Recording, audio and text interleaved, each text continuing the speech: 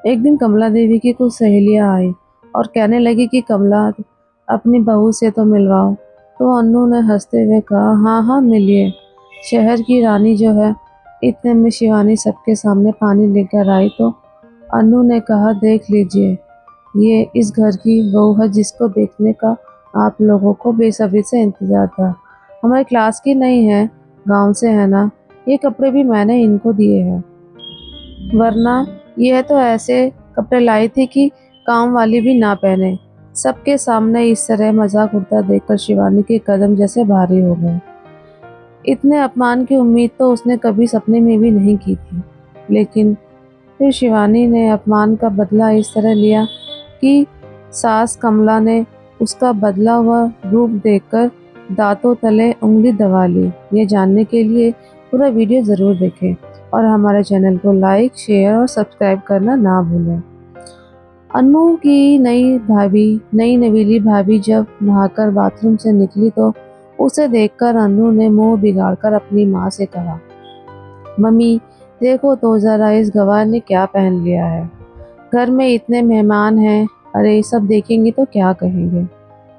इसको पता है ना कि इसकी शादी शहर में हुई है, गांव में नहीं। तो कम से कम कपड़े तो तमीज़ के लेकर आती।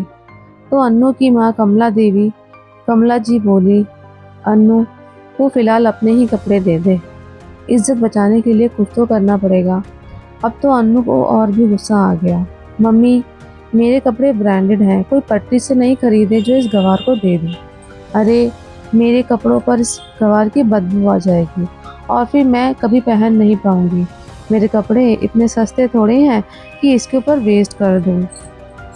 इतनी दिक्कत थी तो इसको बहू बनाकर क्यों लाए। कमला देवी ने लंबी सांस भरकर कहा, अरे तो फिर क्या करती, तेरा भाई कमाता ही क्या है। जो उसके लिए अच्छी लड़की मिलती, उसकी उम्र भी निकल रही थी, तो जो मिल रही थी वही बनाकर बहू ले आई। कम से कम घर तो देखेगी।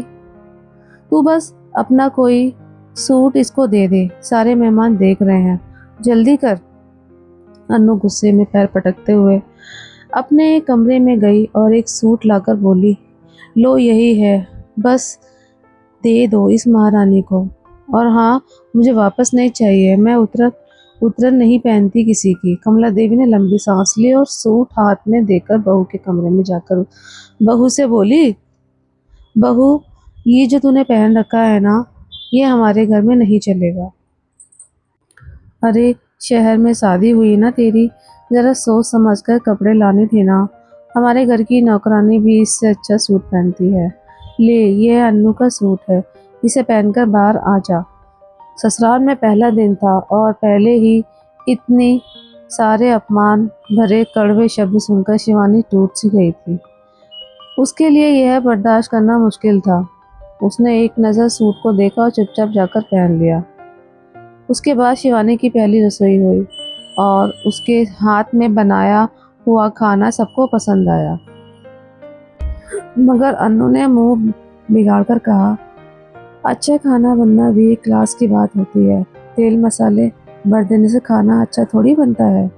धीरे धीरे सारे मेहमान चले गए, लेकिन अन्नू ने अपने ससुराल जाने से पहले कहा, मम्मी देखो इस गवार को मेरे घर तो लेकर मत आना। आप तो जानती हो ना मेरे ससुराल का स्टेटस, बेकार में मेरी जेठानी और देवरानी मेरा मजाक उड़ाएंगी।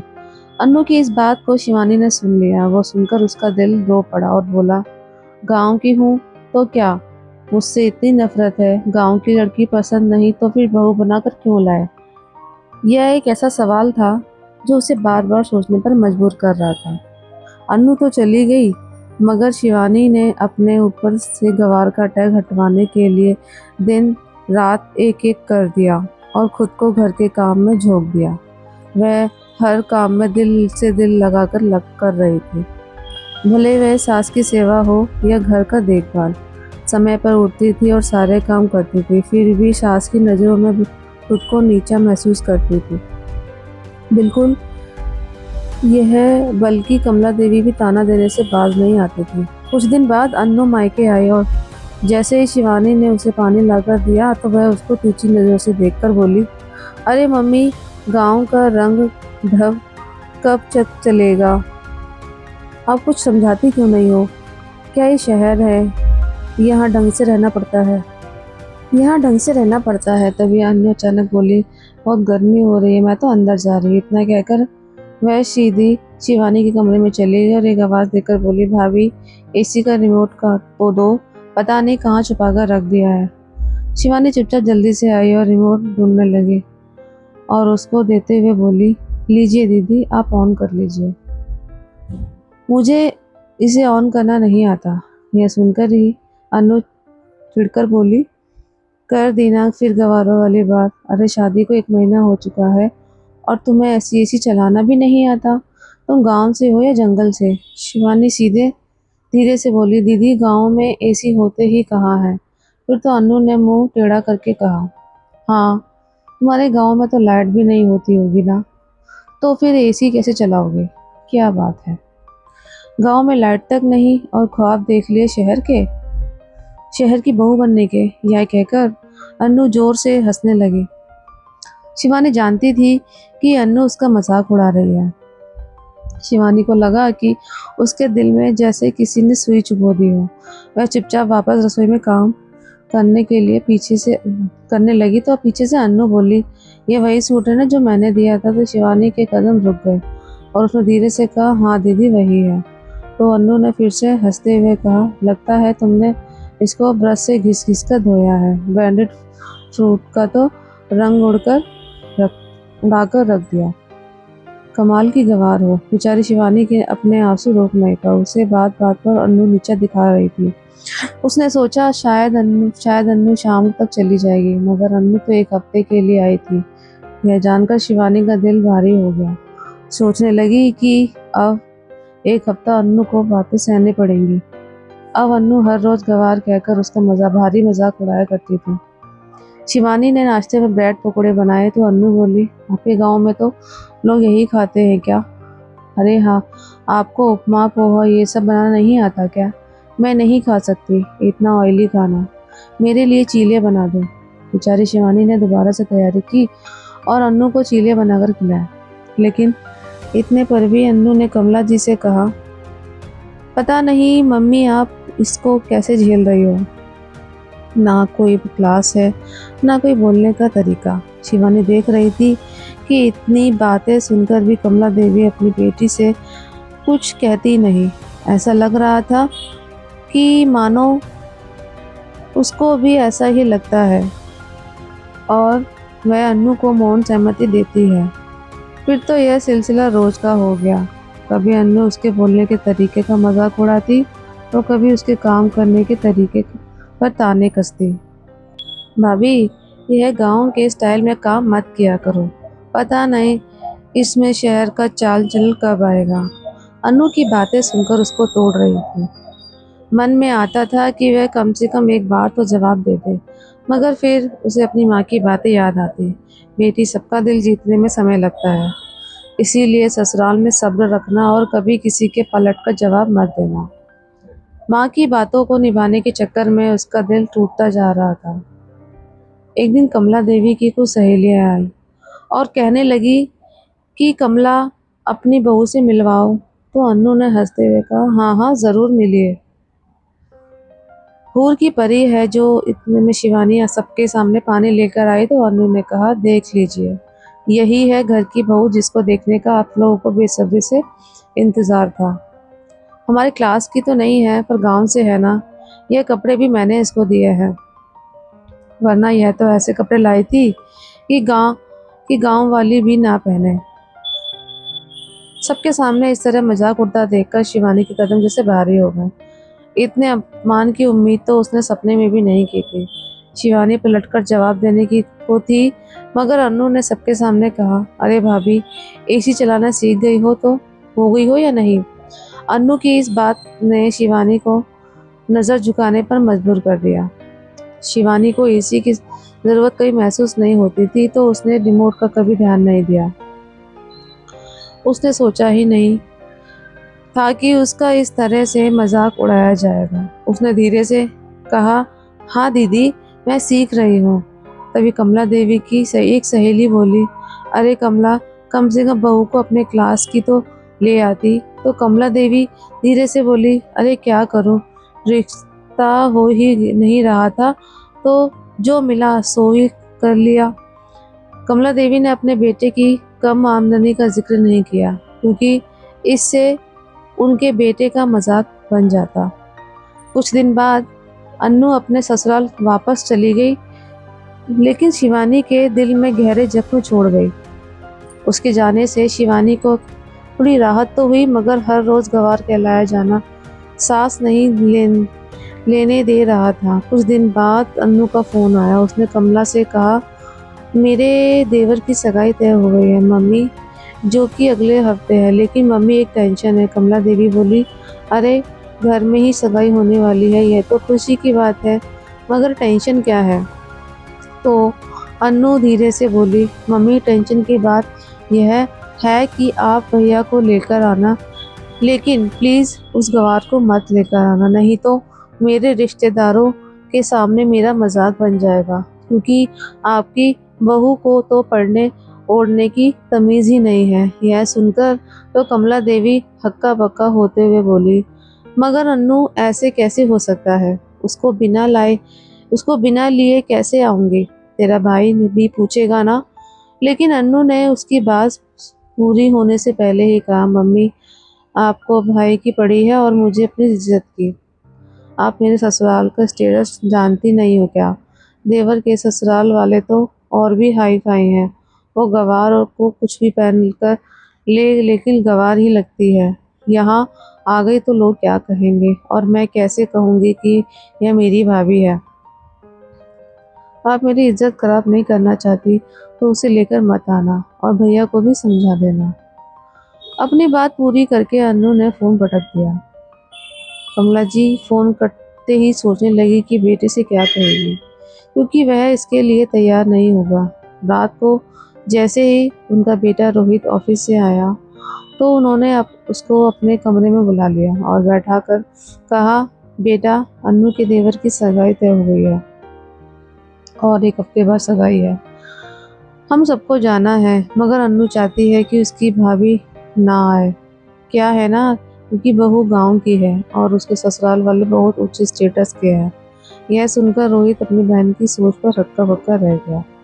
वह अपनी तिलमिलाहट छुपा नहीं पाया और गुस्से में बोल पड़ा, मम्मी मेरी पत्नी के जाने से क्या अन्नू की बेइज्जती हो जाएगी?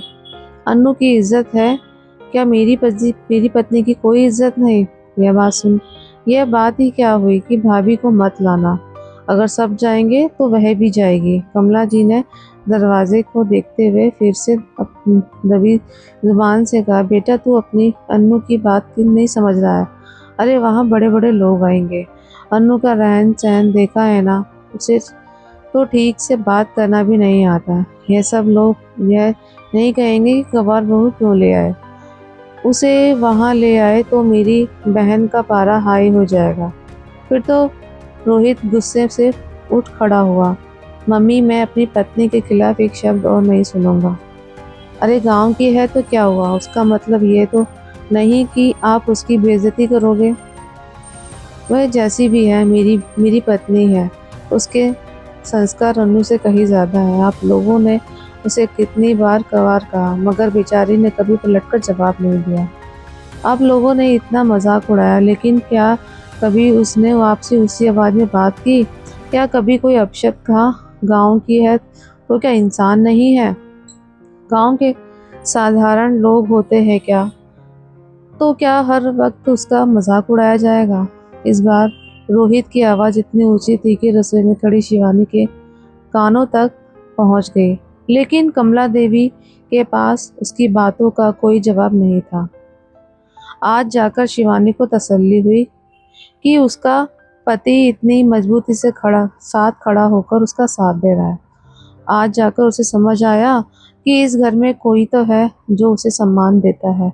लेकिन अगले ही पल शिवानी को ख्याल आया, क्या मैं वाकई में कहीं जाने लायक नहीं हूँ? उधर कमला देवी ने कहा, बेटा ठंडे दिमाग से सोच। लेकिन रोहित की जोरदार आवाज़ आई, मम्मी जो गलत है वो गलत है, मैं आऊँगा तो शिवानी साथ, वरना नहीं। और अगर किसी को यह स्वीकार नहीं है तो भूल जाओ कि अन्नू की उसका कोई भाई भी है। कमला देवी की आंखें फटी रह गई और वह तुरंत बोली, अरे बेटा, तू अभी गुस्से में है, थोड़ा शांत हो जा। तो रोहित ने और भी ज़्यादा गुस्से में कहा, नहीं, कोई मेरी पत्नी की बेइज्जती करे और मैं शांत हो जाऊं? कान खोलकर सुन लो, शिवानी साथ जाएगी या फिर हम दोनों ही नहीं जाएंगे। इसके बाद तो कमला देवी के मुंह में जैसे ताला लग गया हो और घर में सन्नाटा पसर गया। कुछ दिन तक घर में सन्नाटा ही रहा और जब सगाई का दिन आया तो रोहित ने शिवानी के से शाम को तैयार रहने को कहा।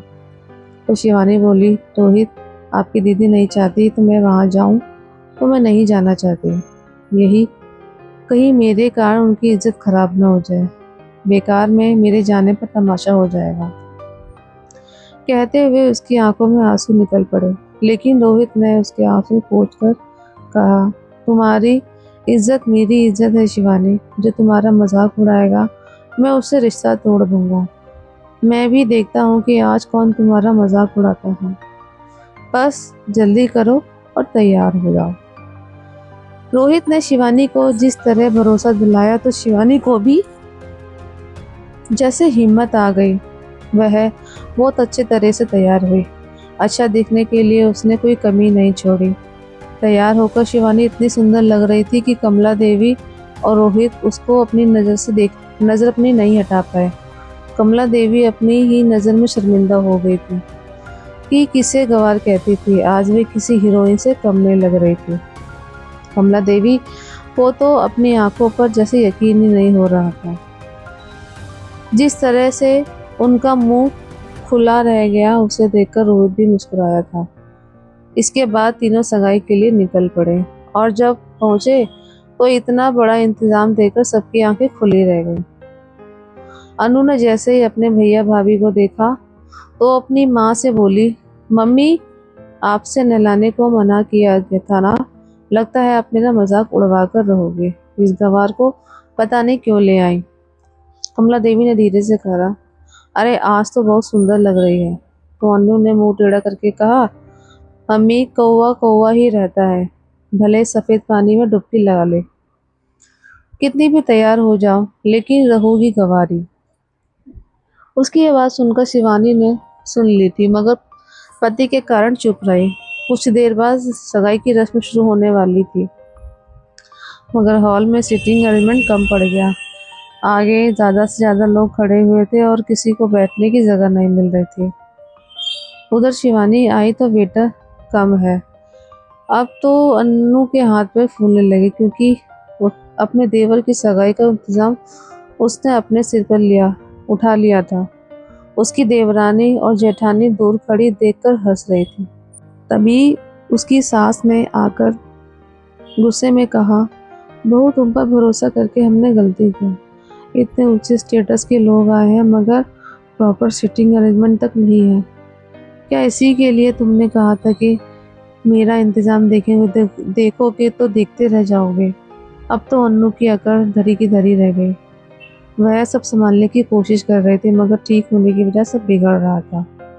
तभी शिवानी आगे आई, दीदी आप घबराइए मत, हम कुछ करते हैं। शिवानी ने फटाफट रोहित से कहकर कुर्सियों का इंतज़ाम करवाया और कुर्सियां आते ही शिवानी ने इतने बड़े सम्मान के साथ सब लोगों को बैठा दिया। उसको सबके साथ इतना प्यार से बात करते देखकर सास और ननद दंग रह गई। फिर उसने रोहित को कुछ दोस्तों को बुलाया और उसके साथ ट्रे लेकर सबको कोल्ड ड्रिंक और स्नैक्स सर्व करवाने को लग गई। बिगड़ी हुई स्थिति को उसने थोड़ी सी देर में संभाल लिया। उसकी हर बात में उसका सलीका साफ नजर आ रहा था। स्थिति को कंट्रोल में देखकर अन्नू की सास ने शिवानी से आकर कहा, क्या बात है, बहू हो तो ऐसी। हम तो घबरा ही गए थे और तुमने कितनी आसानी से सब संभाल लिया। तुम पहली बार मिली हो मगर पहली बार में तुमने हमारा दिल जीत लिया। अपनी सास के मुंह से उसकी तारीफ सुनकर